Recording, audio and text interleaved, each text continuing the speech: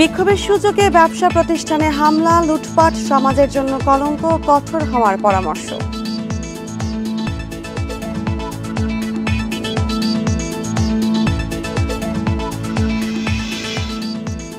নাসার সাথে চুক্তি সই, মহাকাশ গবেষণা জোটে যুক্ত হলো বাংলাদেশ, পাবে তথ্য ও অর্থ সহায়তা। বান্ডেল থাকলে প্রতি সেনমানিতে টাকা বাঁচবে।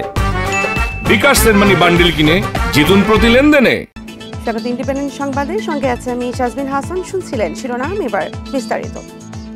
গাজায় গণহত্যার প্রতিবাদে বিক্ষোভের মধ্যে দোকানে ভাঙচুর ও লুটপাটের ঘটনায় গ্রেপ্তার হয়েছে ৪৯ জন। পুলিশ দ্রুত পদক্ষেপ নিলেও এই ধরনের ঘটনা রাষ্ট্রের জন্য সংকট বলে মনে করেন বিশ্লেষকেরা। আইন না মানার প্রবণতাকে দায়ী করে সুযোগ সন্ধানীদের বিরুদ্ধে কঠোর হওয়ার পরামর্শ দিয়েছেন বিশেষজ্ঞরা। গাজায় ফিলিস্তিনিদের উপর ইসরায়েলি বর্বরতার প্রতিবাদে সোমবার বিশ্বব্যাপী পালিত হয় নো ওয়ার্ক নো স্কুল কর্মসূচি। এরই অংশ হিসেবে ঢাকাসহ সারা দেশে চলে বিক্ষোভ মিছিল ও সমাবেশ।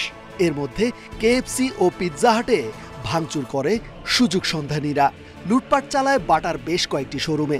প্রতিবাদের ঝড় ওঠে সামাজিক যোগাযোগ মাধ্যমে। প্রশ্ন ওঠে, প্রতিবাদের আড়ালে এই নৈরাজ্য কি উদ্দেশ্যপ্রণোদিত? দেশকে অস্থিতিশীল করতে চাইছে কি একটি গোষ্ঠী? এগুলো বড় জমায়েত, সেই সকল জমায়েতের মাধ্যমে কেউ না কেউ সুযোগ নিতেই পারে। সো এটাও কিন্তু রাষ্ট্রের গোয়েন্দা সংস্থাগুলো এবং রাষ্ট্রের যে শৃঙ্খলা, আইন শৃঙ্খলা যারা নিয়ন্ত্রণ করে, সামরিক, বেসামরিক এবং অন্যান্য যারা আছেন, তাদেরকে এটা খুব সিরিয়াসলি খেয়াল রাখতে হবে। সামাজিক নৈরাজ্য, বিশৃঙ্খলা শেষ পর্যন্ত তো রাষ্ট্রকে ক্ষতিগ্রস্ত করেই, রাষ্ট্রকে টেনশনে ফেলে। কিন্তু এখন সরকারের উচিত যেন এই ধরনের বিশৃঙ্খলা কেউ করতে না পারে। অন্যায়ের প্রতিবাদে অন্যায় সভ্য সমাজের কলঙ্ক বলে মন্তব্য করেছেন বিশেষজ্ঞরা। এজন্য আইন না মানার প্রবণতাকে দায়ী করছেন তারা।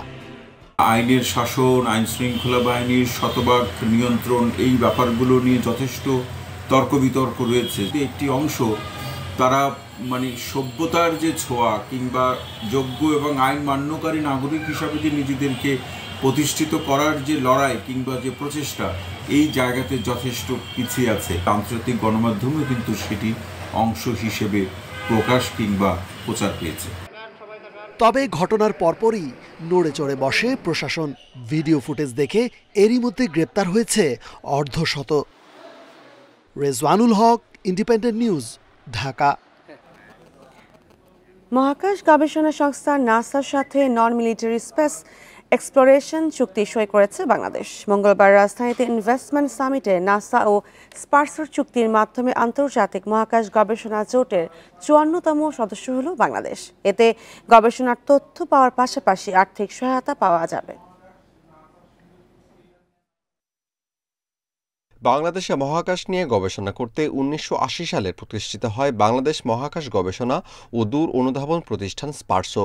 যাত্রার ৪৫ বছর অতিবাহিত হলেও উল্লেখযোগ্য কোনো সফলতা দেখাতে পারেনি স্পারসো। আওয়ামী লীগ আমলে ৩.৫ বছর ধরে ঘুরেও কারখানার লাইসেন্স পাননি একজন বিদেশি বিনিয়োগকারী। হাতছাড়া হয়েছে $২০০ মিলিয়ন রপ্তানি আর ১০,০০০ মানুষের কর্মসংস্থানের সুযোগ।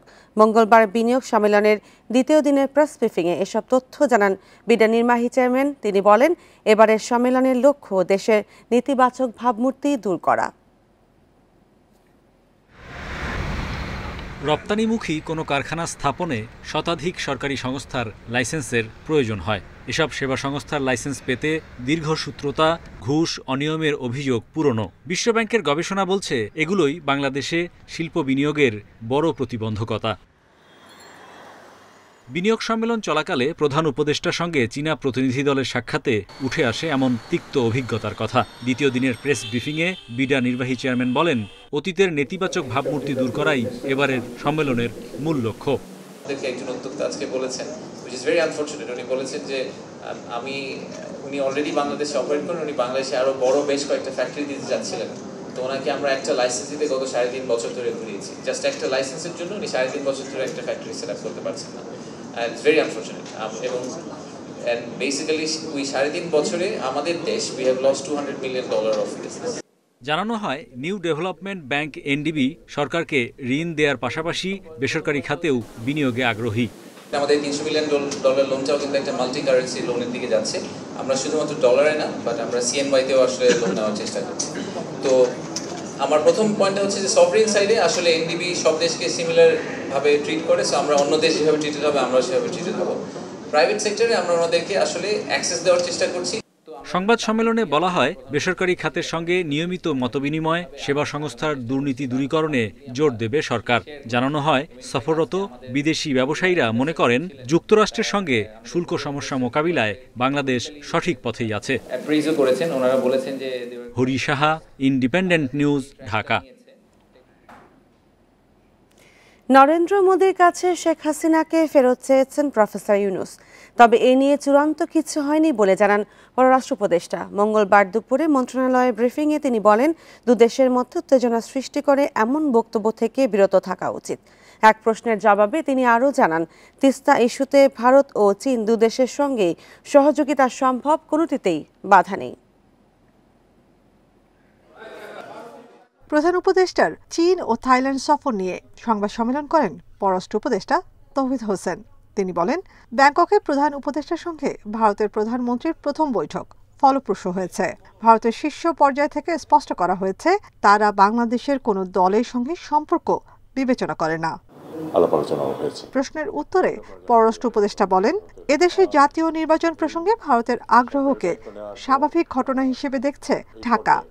নির্বাচন নিয়ে কথাবার্তা প্রায় যে কোনোখানেই যখন কথাবার্তা হয় তারা বলেন, এমনকি যেসব দেশে হয়তো গণতান্ত্রিক চর্চা নেই তারাও জানতে চান। অস্বস্তি তৈরি করা যায় সেটা তো দুই পক্ষকেই পরিহার করে চলতে হবে, এটাই কথা। ইউনূস মোদি বৈঠকে শেখ হাসিনাকে ফেরত দেওয়ার বিষয়টি উঠেছে বলেও জানান তিনি। দেখুন, বিষয়টি উত্থাপিত হয়েছে, কিন্তু এটা নিয়ে চূড়ান্ত কোনো কিছু হয়নি। আমি এটুকুই বলবো, এটা নিয়ে চূড়ান্ত কোনো কথাবার্তা হয়নি, কাজে আমরা এটাকে এখানেই রাখি। আমরা তো তাদের কাছে চেয়েছি যে ফেরত দেওয়া হোক। এদিকে তিস্তা মহাপরিকল্পনা বাস্তবায়নে চীন কোম্পানিকে স্বাগত জানিয়েছেন প্রধান উপদেষ্টা। ভারতের প্রধানমন্ত্রীর সঙ্গে বৈঠকেও তিস্তার পানি বণ্টন নিয়ে আলোচনা হয়েছে। পররাষ্ট্র উপদেষ্টা জানান, এ নিয়ে কোনো সমস্যা নেই। ওপেন থাকা যেটাকে বলে, আমরা ওপেন আছি। ভারতের সাথে সহযোগিতা সম্ভব, চীনের সাথেও সম্ভব, কোনোটাতেই কোনো বাধা নেই। আমরা দেখব যে কোন দিকে, কোন প্রজেক্টে কোন দিক থেকে সহায়তা নিলে আমাদের জন্য সুবিধা হবে। ভারত ভিসা শিথিল না করলে বাংলাদেশিরা অন্য দেশ খুঁজে নেবে বলে মনে করেন পররাষ্ট্র উপদেষ্টা। আর ফিলিস্তিনে গণহত্যার প্রতিবাদে কর্মসূচির নামে লুটপাটকে ষড়যন্ত্র হিসেবে দেখছেন তিনি। বাংলাদেশের যারা ভালো দেখতে চায় না তারা এই কাজটা করেছে। কারণ আপনি সময়টি মিলিয়ে দেখুন যে ঠিক যখন আমরা একটা সামিট করছি ইনভেস্টমেন্টের, ঠিক এই সময়ে ঘটনাটি ঘটেছে। এটা খুবই দুঃখজনক। লুটপাট প্রোটেস্টের অংশ হতে পারে। উপদেষ্টা জানান, এই মাসে ঢাকায় আসছেন পাকিস্তানের পররাষ্ট্রমন্ত্রী। এছাড়া মার্কিন প্রশাসনের 2 কর্মকর্তাও আসছেন। নাফিজাতুল্লাহ, ইন্ডিপেন্ডেন্ট নিউজ, ঢাকা। আওয়ামী লীগ পরোক্ষভাবে ইসরায়েলকে স্বীকৃতি দিয়েছিল বলে মন্তব্য করেছেন বিএনপির স্থায়ী কমিটির সদস্য সালাউদ্দিন আহমেদ। মঙ্গলবার দুপুরে ঢাকা বিশ্ববিদ্যালয়ের রাজু ভাস্কর্যের সামনে ইসরায়েলি গণহত্যার প্রতিবাদে জাতীয়তাবাদী ছাত্রদল আয়োজিত সমাবেশে তিনি এই কথা বলেন। তিনি বলেন, মুসলমানদের জন্য কেবল মায়াকান্না করেছে আওয়ামী লীগ।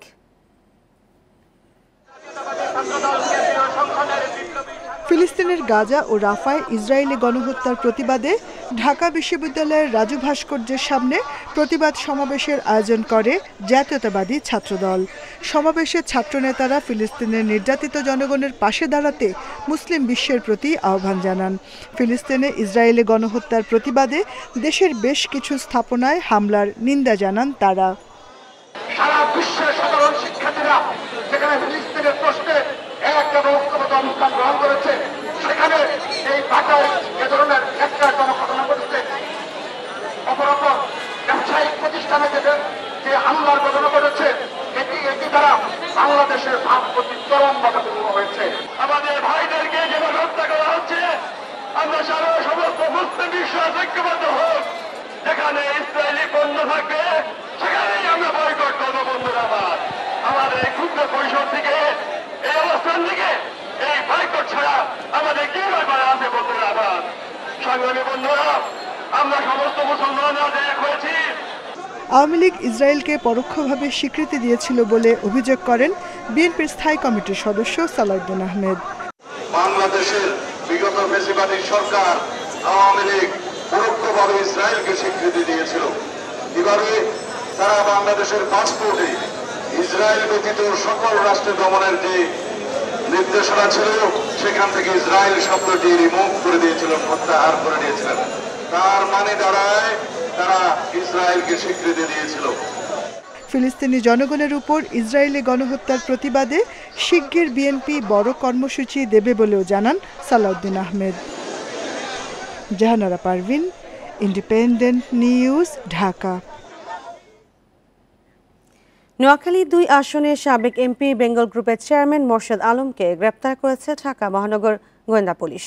মঙ্গলবার রাতে রাজধানীর গুলশান থেকে তাকে গ্রেপ্তার করা হয়। এ তথ্য নিশ্চিত করেছেন ডিবির প্রধান রেজাউল করিম মল্লিক।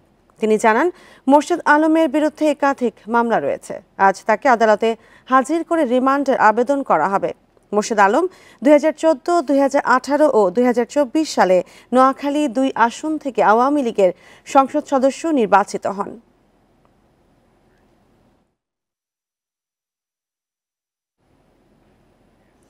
জামিনে মুক্তির পর সিরাজগঞ্জ ৩ আসনের সাবেক এমপি ডক্টর আব্দুল আজিজকে জেলখানার সামনে থেকে ধরে সদর থানায় হস্তান্তর করেছে ছাত্র জনতা।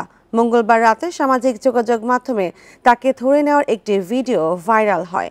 ভিডিওতে দেখা যায় মোটরসাইকেল নিয়ে একদল লোক জেলখানার সামনেই তাকে টেনে হিঁচড়ে নেয়। তাকে মোটরসাইকেলে তোলারও চেষ্টা করা হয়। পরে তাকে কান্দাপাড়া থেকে সিরাজগঞ্জ সদর থানা এলাকায় নিয়ে আসা হয়।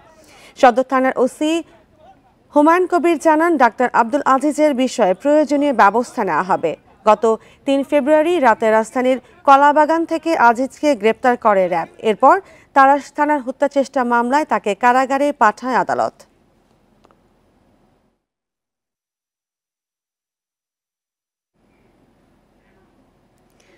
জুলাই গণহত্যা ও মানবতা বিরোধী অপরাধের বিচারের জন্য সরকার আন্তর্জাতিক অপরাধ আদালত আইসিসিতে এখন যাবে না বলে জানিয়েছেন চিফ প্রসিকিউটর তাজুল ইসলাম। তিনি বলেন, বাংলাদেশে এই বিচার করতে সক্ষম, এজন্য আইসিসিতে যাওয়ার কোনো প্রয়োজন নেই। মঙ্গলবার ট্রাইব্যুনালের এক ব্রিফিংয়ে এসব কথা বলেন তাজুল ইসলাম। মাসখানেক আগে প্রধান উপদেষ্টা অধ্যাপক মোহাম্মদ ইউনুসের সাথে বৈঠকে চিফ প্রসিকিউটরের উপদেষ্টা টবি ক্যাডম্যান পরামর্শ দিয়েছিলেন জুলাই গণহত্যা ও মানবতাবিরোধী অপরাধের বিচারের জন্য হেগে আন্তর্জাতিক অপরাধ আদালতে পাঠাতে। এর আগে পরে আরও অনেকেই একই পরামর্শ দিয়েছেন। তবে মঙ্গলবার বিষয়টি পুরোপুরি নাকচ করে দেন আন্তর্জাতিক অপরাধ ট্রাইব্যুনালের চিফ প্রসিকিউটর তাজুল ইসলাম। তবে আইসিসি থেকে কারিগরি সহায়তা নেওয়ার পরামর্শ দিয়েছেন তিনি। বাংলাদেশ এই বিচার করতে দৃঢ় প্রতিজ্ঞ এবং ইচ্ছুক, বাংলাদেশের সেই সামর্থ্য আছে। সুতরাং ঘটনা বাংলাদেশে ঘটেছে, আসামিরা এই বাংলাদেশেই বাস করে বা বাংলাদেশের আশেপাশেই আছে, সাক্ষীরা এখানকার। সুতরাং এই বিচার বাংলাদেশের কোর্টে হবে, এটাই হচ্ছে স্বাভাবিক বিষয়। মামলাগুলো বিচারের জন্য আইসিসিতে প্রেরণ করা হবে না, এটাই এখন পর্যন্ত আমাদের রাষ্ট্রীয় সিদ্ধান্ত। এদিকে ঢাকায় সংঘটিত নানা অপরাধের সাথে ঢাকার বাইরে সংঘটিত মানবতাবিরোধী অপরাধের মামলাও এগুচ্ছে সমান তালে। চট্টগ্রামে 9 জনকে হত্যার ঘটনায় সাবেক এমপি ফজলে করিম চৌধুরীকে জিজ্ঞাসাবাদের অনুমতি দিয়েছে ট্রাইব্যুনাল। সরাসরি গুলি করা এক যুবলীগ নেতাকে পাঠানো হয়েছে কারাগারে। চট্টগ্রামের মামলায় 359 জন আহতের খবর আমরা পেয়েছি। 9 জন 459 জনের আহতের খবর পেয়েছি। 9 জন শহীদের তথ্য পাওয়া গেছে। আসামি যে কয়জনের বিরুদ্ধে গ্রেপ্তারি পরোয়ানা জারি হয়েছে তার বাইরেও অনেক আসামির তথ্যাদি পাওয়া যাচ্ছে। আমাদের তদন্ত সংস্থা দিনরাত কাজ করছেন। এদিন প্রসিকিউশন আরও জানিয়েছে, আশুলিয়ায় 6 মরদেহ পোড়ানোর মামলার চূড়ান্ত প্রতিবেদন 2-1 দিনের মধ্যেই প্রসিকিউশনের কাছে পৌঁছাবে। এরপর ট্রাইব্যুনালে এই মামলার ফরমাল চার্জ দাখিল করা হবে। Jahidul Bashar, independent news, Dhaka. নাটোরের লালপুরে গ্রেপ্তার জেলা ছাত্রদলের যুগ্ম আহ্বায়ক রুবেল উদ্দিনকে থানা থেকে ছিনিয়ে নিয়েছে নেতাকর্মীরা। মঙ্গলবার বিকেলে লালপুর থানার ভিতরে এই ঘটনা ঘটে। পুলিশ জানায়, গত 16 ডিসেম্বর বাগতিপাড়া উপজেলায় বিএনপি নেতা আব্দুর রশিদ চৌধুরীর বাড়িতে গুলিবর্ষণ ঘটে। এই ঘটনায় মামলার আসামি রুবেল উদ্দিন। পরে ওই মামলায় বিকেলে তাকে গ্রেপ্তার করে লালপুর থানায় নেওয়া হয়। এ সময় রুবেলের গ্রেপ্তারের খবরে বিএনপি ও তার সহযোগী সংগঠনের নেতাকর্মীরা থানায় এসে তার মুক্তির দাবি জানায়। এক পর্যায়ে উত্তেজনা ছড়িয়ে পড়লে হট্টগোলের মধ্যে তাকে জোর করে ছিনিয়ে নিয়ে যান তারা। এই ঘটনায় রুবেল সহ ঘটনার জড়িতদের গ্রেপ্তারের কাজ করছে পুলিশ।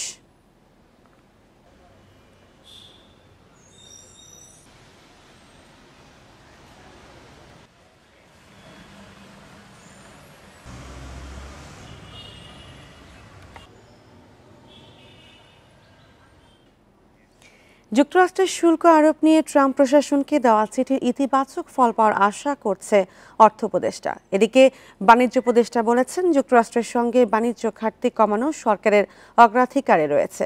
মঙ্গলবার দুপুরে সচিবালয়ে সাংবাদিকদের এসব কথা বলেন তারা। মঙ্গলবার সকালে সচিবালয়ে অর্থ উপদেষ্টার সভাপতিত্বে অনুষ্ঠিত হয় সরকারি ক্রয় সংক্রান্ত উপদেষ্টা পরিষদ কমিটির বৈঠক। পরে নতুন করে যুক্তরাষ্ট্রে 37% শুল্ক নিয়ে সাংবাদিকদের সাথে কথা বলেন দুই উপদেষ্টা। সাংবাদিকদের প্রশ্নের উত্তরে অর্থ উপদেষ্টা বলেন, যুক্তরাষ্ট্রের আরোপিত অতিরিক্ত শুল্ক কমানোর বিষয়ে ইতিবাচক ফল আশা করছে বাংলাদেশ। আমরা রেসপন্ড করেছি পজিটিভলি, আমরা এক্সপেক্ট করি আমরা কোপারেট করব, তারাও কোপারেট করবে। সো এটা একটা উইন উইন সিচুয়েশন। একদিকে ওনারা একটা করে ফেললো, আমরা জাস্ট ভজন করা তা না, আমাদের সেটা আমরা তুলে ধরেছি। আই হোপ এই জিনিসটা রিজলভ হবে। এদিকে বাণিজ্য উপদেষ্টা জানিয়েছেন, যুক্তরাষ্ট্রের সঙ্গে বাণিজ্য ঘাটতি কমানোর উদ্যোগ নিয়েছে সরকার। তিনি বলেন, আগের 190টি পণ্যের সাথে আরও 100 পণ্য বাংলাদেশে শুল্কমুক্ত রপ্তানি করার সুযোগ দিয়ে যুক্তরাষ্ট্রকে চিঠি দেওয়া হয়েছে। বাণিজ্য ঘাটতি অপসারণ কমানো, তো আমরা ওইটার উপরে কাজ করছি। আমরা বিভিন্ন রকম বিশ্লেষণ করছি যে কি কি পণ্য দিয়ে আমরা আমাদের বাণিজ্য ঘাটতিকে কমিয়ে আনতে পারি। উপদেষ্টা জানিয়েছেন, শুল্ক বিষয়ে ট্রাম্প প্রশাসনকে দেয়া চিঠির এখনো কোনো সাড়া পায়নি সরকার। ইকরামুল কবির, ইন্ডিপেন্ডেন্ট নিউজ, ঢাকা। মাদারীপুরে প্রতিপক্ষকে ফাঁসাতে হত্যার পর মরদেহ গুমের মামলার অভিযোগ উঠেছে। মামলা দায়েরের 2 দিন পর তথ্য প্রযুক্তির সহায়তায় সোমবার রাতে চট্টগ্রামের পতেঙ্গা থেকে আত্মগোপনে থাকা যুবক আলাউদ্দিন ব্যাপারীকে উদ্ধার করেছে পুলিশ। পুলিশ জানায়, গত 5 এপ্রিল রানু বেগমের ছেলে আলাউদ্দিনকে হত্যার পর মরদেহ গুম করা হয়েছে বলে দাবি করে। এই ঘটনায় 17 জনের নামে উল্লেখসহ 5 থেকে 7 জনকে অজ্ঞাত আসামি করে মামলা করা হয়। পরে তথ্য প্রযুক্তির সহায়তায় পুলিশ চট্টগ্রামের পতেঙ্গা থেকে আলাউদ্দিনকে উদ্ধার করে। প্রতিপক্ষ ইলিয়াস মোল্লাকে ফাঁসাতে গুম ও খুনে নাটক করা হয়েছে বলে দাবি মামলার আসামি ও পরিবারের। ঘটনা তদন্ত করে আইনগত ব্যবস্থা নেওয়া হবে বলে জানিয়েছে পুলিশ।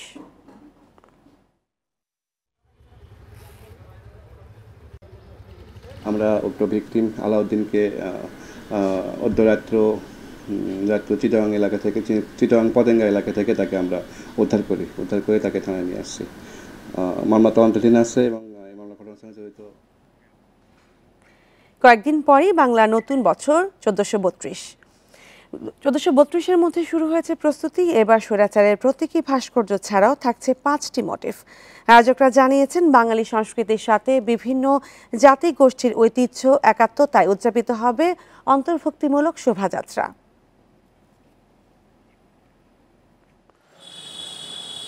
নববর্ষের ঐক্যতান, ফ্যাসিবাদের অবসান স্লোগানে প্রস্তুত হচ্ছে চারুকলা। এবার বর্ষবরণের শোভাযাত্রার জন্য 5টি মোটিভ প্রস্তুত করা হয়েছে। সেগুলো হচ্ছে ফ্যাসিবাদের প্রতীক জাতীয় মাছ ইলিশ, সাহসের প্রতীক বাঘ, শান্তির পায়রা ও ঐতিহ্যবাহী বাহন পালকি। বাংলাদেশে যেন আর কখনো স্বৈরাচার সৃষ্টি হতে না পারে, ফ্যাসিস্ট সৃষ্টি না হতে পারে, যার কারণে আমাদের শিল্পী সমাজ আমরা সচেতন, আমরা সবসময় সচেতন থাকব, আমরা ন্যায়ের পক্ষে থাকব বলেই আমরা এই মোটিভটাকে উপস্থাপন করব। এবারের আয়োজনে প্রথমবারের মতো থাকছে পটচিত্র। গাজীর পট, বনবিবি, বেহুলা লক্ষিন্দর, মোগল আমল ও জুলাই বিপ্লব নিয়ে 100 ফুট দীর্ঘ পটচিত্র তৈরি হচ্ছে। বাংলা নববর্ষ যে আকবরের আমল থেকে শুরু হয়েছেন, আকবরের একটা সিরিজ থাকবে। এইভাবেই হচ্ছে আমি সেটা হচ্ছে 20 ফিট করে 100 ফিটের একটা সিরিজ, এটা হচ্ছে র্যালিতে যাব। আর র্যালির যে বৈশিষ্ট্য হচ্ছে সেটা হচ্ছে দর্শক, শিল্পবস্তু আর মঞ্চ, এই মিলে কিন্তু এই আমাদের স্থাপন শিল্পগুলো হয়। বর্ষবরণের শোভাযাত্রায় থাকবে বড় আকারের রাজারানীর অন্তত 4টি মুখোশ, এছাড়াও বাঘ, পেঁচা, পাখি, ফুলসহ শতাধিক বর্ণিল মুখোশ। এবারে আমাদের থিম হচ্ছে গাজীর পট, এবং আমরা এটার মাধ্যমে নতুন প্রজন্মের কাছে আমাদের যে ঐতিহ্য, সাংস্কৃতিক বাঙালির যে ঐতিহ্য, সেটাকে তুলে ধরতে চাই। এক একজনের হচ্ছে কালার চুজ এক এক রকম, তো সবাই তাদের নিজের প্রতিচ্ছবি দেয়। এখানে আমরা কখনোই কাউকে বাধা দেই না। ভিন্ন আঙ্গিকে হবে এবারের বর্ষবরণের শোভাযাত্রা। বাঙালি সংস্কৃতির সাথে দেশের সব জাতির অন্তর্ভুক্তিমূলক ঐতিহ্যের মিলন ঘটবে শোভাযাত্রায়। অন্ধকার থেকে একটা আলোর দিকে যাওয়া এবং একটা ঐক্যের একটা বিষয় আছে, মানে বৃহত্তর জনগোষ্ঠীর আশা আকাঙ্ক্ষা, আবেগ ভালোবাসা এই সমস্ত বিবেচনাগুলো আমরা অনেক বেশি এবার করছি। আয়োজকদের পক্ষ থেকে বলা হয়েছে চারুকলার প্রাঙ্গণে বর্ষবিদায় ও বরণে 3 দিনব্যাপী নানা সাংস্কৃতিক অনুষ্ঠানের আয়োজন করা হয়েছে। Shahriar Anirban, independent news, Dhaka. রাজশাহী বিভাগের সড়ক মহাসড়কে অবৈধ 3 হুইলারে দৌরাত্ম্য থামছেই না দুর্ঘটনা। গত 1 বছর সড়ক দুর্ঘটনায় প্রাণহানি প্রায় 450, আহত 6 শতাধিক।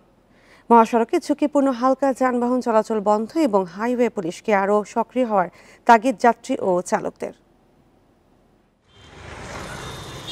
সড়ক মহাসড়কে দাপিয়ে বেড়াচ্ছে নসিমন, করিমন সহ অবৈধ 3 হুইলার। বেপরোয়া গতি, চালকদের অদক্ষতায় বাড়ছে দুর্ঘটনায় মৃত্যুর সংখ্যা। হাইওয়ে পুলিশের তথ্য, গত 1 বছরে রাজশাহী বিভাগে সড়ক দুর্ঘটনায় প্রাণ ঝরেছে 445 জনের, আহত হয়েছেন 6 শতাধিক। যানবাহনের অনিয়ন্ত্রিত চলাচলই দুর্ঘটনার প্রধান কারণ। আমাদের শঙ্খ হরেন, হাইড্রোলিক হরেন নাই, আমাদের ছোট হরেন দিয়ে গাড়ি চালাতে হয়। এখনও সিন্ডিকেট সক্রিয় এবং এটার পিছনে সিন্ডিকেটের পিছনে প্রশাসন আছে বলে আমার কিছুটা ধারণা, কারণ অবৈধ যান হাইওয়ে রোডে উঠা মানেই সিন্ডিকেট আছে। কর্মকর্তারা বলছেন মহাসড়কের ঝুঁকিপূর্ণ স্থান চিহ্নিত করার পাশাপাশি অবৈধ যান চলাচল বন্ধে নেওয়া হচ্ছে ব্যবস্থা। আমাদের ইনফ্রাস্ট্রাকচারে কিছু প্রবলেম আছে, যেমন হাইওয়েগুলোর পাশে সবসময় সার্ভিস রোড থাকার কথা। সেই সার্ভিস রোডগুলো না থাকার কারণে এই গাড়িগুলো আসলে কোথায় যাবে? আশেপাশের লোকজনের তো চাহিদা আছে, এই গাড়িগুলোর চাহিদা থাকার প্রেক্ষিতেই কিন্তু এগুলো আসলে পুরোপুরি কন্ট্রোল করা সম্ভব হচ্ছে না। মোবাইল কোডের মাধ্যমে তাদেরকে আইনের আওতায় আনার জন্য, এবং এছাড়া মহাসড়কে যেন এই সিএনজি 3 হুইলার এবং রিক্সা না চলে তার জন্য আমরা বিভিন্ন সময় বিআরটির তরফ থেকে রোড শো, অ্যাওয়ারনেস প্রোগ্রাম করে থাকি। সড়কে শৃঙ্খলা ফেরাতে চালকদের প্রশিক্ষণ ও সচেতনতা বাড়ানোর তাগিদ দিচ্ছেন বিশেষজ্ঞরা। অ্যাক্সিডেন্ট বাড়ার জন্য যেটা দায়ী, আসলে মেইন জিনিস দায়ী, সেটা হচ্ছে অসচেতনতা, এবং হচ্ছে যে এগুলা যারা চালাচ্ছে তারা বেশিরভাগই না জেনে চালাচ্ছে। মহাসড়কে দুর্ঘটনা কমাতে 3 হুইলার চলাচল বন্ধের পাশাপাশি আইনশৃঙ্খলা বাহিনীর তৎপরতা বাড়ানোর দাবি চালক ও যাত্রীদের। Mustafizur Rahman, independent news, Rajshahi. শক্ত মাটির কারণে দেশের অন্যান্য এলাকার তুলনায় চট্টগ্রাম অঞ্চলে ভূমিকম্পের ঝুঁকি কিছুটা কম হলেও বন্দর ঘিরে রয়েছে শঙ্কা, এমনটাই বলছেন বিশেষজ্ঞরা। সেই সাথে শক্তিশালী ভূমিকম্পে ধসে পড়ার ঝুঁকিতে জলাশয় ভরাট করে নির্মিত ভবনগুলো। 2011 সালের জরিপ অনুসারে নগরীতে ভবন আছে 3,82,111টি। সিডিএ বলছে এর মধ্যে ঝুঁকিপূর্ণ 2.5 লাখের বেশি। গেল 3 এপ্রিল মিয়ানমারের মান্দালয়ে 7.9 মাত্রার ভয়াবহ ভূমিকম্প হয়। এতে প্রাণহানি ছাড়াই 3,500। একই স্থানে 1932 সালে 7 মাত্রার এবং 1946 সালে 8 মাত্রার ভূমিকম্প হয়েছিল। বিশেষজ্ঞরা বলছেন একই বেল্টে 100 থেকে 150 বছর পর পর বড় ধরনের ভূমিকম্প হয়। সেই বিবেচনায় মিয়ানমারে ভূমিকম্পের মাধ্যমে সঞ্চিত শক্তি বেরিয়ে যাওয়ায় এই অঞ্চলে খুব তাড়াতাড়ি বড় ধরনের ভূমিকম্পের আশঙ্কা কম। এখানে হলে বাংলাদেশ কিন্তু মোটামুটি পুরোটাই এফেক্টেড হবে, চিরাং ছাড়া, কারণ এই 80-85 তারপর 1869 আর্থকুয়েকগুলো মেইনলি ঢাকা, সিলেট, ময়মনসিংহ এগুলোকে এফেক্ট করবে, মেইনলি রংপুর। বিশেষজ্ঞরা আরও বলছেন পার্বত্য এলাকা ও মাটির গঠন শক্ত হওয়ায় চট্টগ্রাম অঞ্চলে 7 বা তার বেশি মাত্রার ভূমিকম্পে বড় ধসের আশঙ্কা কম। তবে ঝুঁকিতে চট্টগ্রাম বন্দর এবং নগরীর জলাশয় ভরাট করে নির্মিত অসংখ্য ভবন। চিটাং পোর্টের কি স্ট্যাটাস সেটা একটু রিভিউ করা দরকার। আমাদের এয়ারপোর্টগুলো কি, চিটাং এয়ারপোর্টটা কিন্তু পোর্টের পাশে, সেটা রিভিউ করা দরকার। চিটাংয়ের রেসপেক্টে আমি বলছি।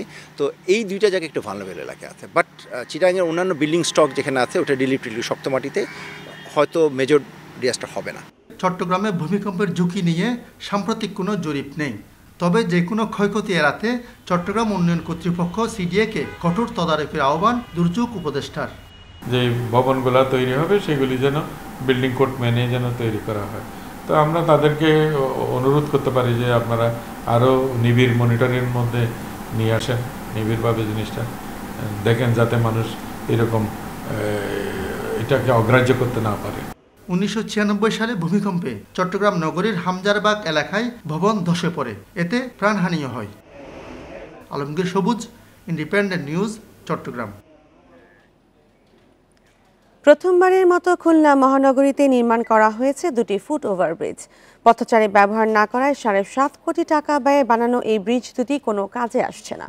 নগরবাসীর অভিযোগ, সড়কে গাড়ি চলাচল কম ও স্বল্প দূরত্বে এই ব্রিজ বানানো হয়েছে, তাই আগ্রহ নেই ব্যবহারে। খুলনা বিশ্ববিদ্যালয়ের সামনে ও খুলনা যশোর রোডের দৌলতপুরে বিএল কলেজের সামনে সড়ক ঝুঁকিপূর্ণ হিসেবে চিহ্নিত করেছিল সড়ক ও জনপথ বিভাগ। তাই এই দুই স্থানে দুটি ফুট ওভারব্রিজ নির্মাণ করা হয় 2024 সালে। নির্মাণের পর মুখরিত হওয়ার কথা ছিল ব্যবহারকারীদের পদচারণায়, তবে বাস্তবতা ভিন্ন। চালু হওয়ার পর এই ব্রিজগুলো ব্যবহারে আগ্রহ নেই শিক্ষার্থী ও সাধারণ মানুষের। নগরবাসী বলছেন, অপরিকল্পিতভাবে স্থান নির্ধারণ করে ফুট ওভারব্রিজ নির্মাণ করায় আগ্রহ নেই তাদের। এইটা যদি ওই 4 রাস্তার মোড়েও ব্যবহার করা হয় তাহলে হয়তো ট্রাফিক পুলিশের অনেক দেখা গেলো তাদের কষ্ট শ্রম কম লাগতো, আমরা স্টুডেন্টরা স্বাচ্ছন্দ্যভাবে জীবন পার করতে পারতাম। তো দেখা গেলো এটা এইখানে করার কারণে অ্যাকচুয়ালি দেখা যায় এটা কেউ ইউজ করে না। ব্রিজটা এটা খুলনা ইউনিভার্সিটির সামনে হওয়াটা আমার কাছে ভালো মনে হয়নি অ্যাজ এ সিটিজেন হিসেবে, কারণ এখানে এত জনসমাগম নেই এবং লোকজন এত পারাপারও করে না। ফুট ওভারব্রিজ ব্যবহারে উৎসাহিত করতে সচেতনতা বাড়ানোর দাবি জানিয়েছেন নিরাপদ সড়ক চাই আন্দোলনকারীরা। বিআরটি আমরা নিরাপদ সড়কের পক্ষ থেকেও আমরা কাজ করছি এবং আগামীতেও এ বিষয়ে উৎসাহিত করব সাধারণ মানুষ, শিক্ষার্থী যাদের জন্য বিশেষ করে দুটি শিক্ষা প্রতিষ্ঠানের সামনে করা হয়েছে, তারা যেন এই ফুট ওভারব্রিজ থেকে রাস্তা পারাপার হয়, তাহলে সড়ক দুর্ঘটনা কমবে বলে আমরা মনে করছি। সড়ক বিভাগ বলছে, নগরবাসীর চাহিদা ও গুরুত্ব বিবেচনা করে স্থান নির্বাচন করা হয়েছে। ফুট ওভারব্রিজ যাতে ব্যবহার করে সেজন্য সচেতনতা বৃদ্ধির পরিকল্পনা নেওয়া হয়েছে। আমরা সাইন সিগন্যাল স্থাপন করব এবং লিফলেট বিতরণ করব এবং সেই লিফলেট বিতরণটা আমরা সাইন সিগন্যালের মাধ্যমে প্রদর্শন করব, যাতে মানুষ এই সাইন সিগন্যাল দেখে সচেতন হয় এবং ফুট ওভারব্রিজ ইউজ করে। সংশ্লিষ্টরা জানিয়েছে, খুলনা যশোর ও খুলনা সাতক্ষীরা মহাসড়কের উপর ফুট ওভারব্রিজ দুটি নির্মাণে ব্যয় হয়েছে 7.47 কোটি টাকা। Independent news. অনন্য নির্মাণশৈলী ও সৌন্দর্যের জন্য খ্যাতি নীলফামারীর সৈয়দপুরে চিনি মসজিদের। প্রতিদিন দূর দূরান্ত থেকে অনেকেই দেখতে আসেন মসজিদটি। নীলফামারীর একটি ঐতিহ্যবাহী নিদর্শন হিসেবে পরিচিতি পেয়েছে এই স্থাপনাটি। মুঘল স্থাপত্য রীতিতে নির্মিত হয়েছে চিনি মসজিদ। দেয়ালে খোদাই করে বসানো চীনামাটির টুকরো সৌন্দর্য বাড়িয়েছে মসজিদটির। বহু দূর থেকে নজর কাড়ে এর স্থাপত্যের উজ্জ্বলতা। চীনামাটির ব্যবহারের কারণে কেউ কেউ বলেন চীনা মসজিদও। অনন্য সৌন্দর্য ও নির্মাণশৈলীর কারণে নীলফামারীর অন্যতম দর্শনীয় স্থানে পরিণত হয়েছে চিনি মসজিদ। মসজিদ দেখার জন্য, নামাজ পড়ার জন্য অনেক দূর দূরান্ত থেকে এখানে লোকরা আগমন করেন। এটা আমাদের সৈয়দপুরের জন্য একটা খুবই গৌরবের বিষয় যে আমাদের একটা ঐতিহ্যবাহী মসজিদ আছে। সৌন্দর্য বাড়াতে মসজিদটির দেয়ালে ফুটিয়ে তোলা হয়েছে ফুল, তারা, ফুলদানি সহ মনোমুগ্ধকর সব নকশা। মেঝেতে ব্যবহার করা হয়েছে মার্বেল পাথর। দোতলা মসজিদটিতে রয়েছে 27টি মিনার ও 3টি বড় গম্বুজ। আমাদের এই অত্র এলাকার মুরব্বী যারা ছিলেন সে সময় তারা কারখানায় চাকরি করতেন, তারা খালাসি ছিলেন। তো তারা সবাই নিজের 1 মাসের যেই বেতন ছিল সব বেতনটাই মসজিদে দিয়ে তারা মসজিদ নির্মাণে সহযোগিতা করেছিলেন। তবে 1.5 শতাব্দীরও বেশি আগে নির্মিত মসজিদটির জৌলুস আগের চেয়ে কিছুটা কমেছে। চীনামাটির টুকরোগুলো পরিষ্কার করা হলে মসজিদটি ফিরে পাবে হারানো সৌন্দর্য। মসজিদটার আরও অবকাঠামো এত পরিমাণ সুন্দর যা সবাইকে মুগ্ধ করে, এবং আমি আমার পরিবার সহ ছেলে সহ আসছি বেড়ানোর জন্য। মসজিদটির আগের সৌন্দর্য ফিরিয়ে আনতে উদ্যোগ নেওয়ার কথা জানিয়েছে উপজেলা প্রশাসন। আমাদের ঊর্ধ্বতন কর্তৃপক্ষকে জানাবো যেন এই মসজিদটি যেভাবে ঐতিহ্যগতভাবে ছিল, প্রথমে যেভাবে নির্মিত হয়েছিল, এটি যেন সেই সৌন্দর্যের দিক থেকে, এর প্রকৌশল দিক থেকে সকল বিষয়গুলো, টেকনিক্যাল বিষয়গুলো মেনটেন করে একইভাবে যেন এটি থাকে এবং এর ধারাবাহিকতা রক্ষা হয় এবং একই সাথে যেন পর্যটক আকর্ষণে সমর্থ হয়, সে লক্ষ্যে আমরা কাজ করব। সৈয়দপুরের ইসলামবাগের ধর্নাঢ্য ব্যক্তি হাজি বাকের আলী ও হাজি মুক্কো মসজিদটি প্রতিষ্ঠা করেন 1863 সালে। Independent news. রাইছিল এখনকার সংবাদে। ইন্ডিপেন্ডেন্ট টেলিভিশনের সব খবর বিস্তারিত জানতে চোখ রাখুন ফেসবুক, ইউটিউব ও এক্সে। ধন্যবাদ সবাইকে।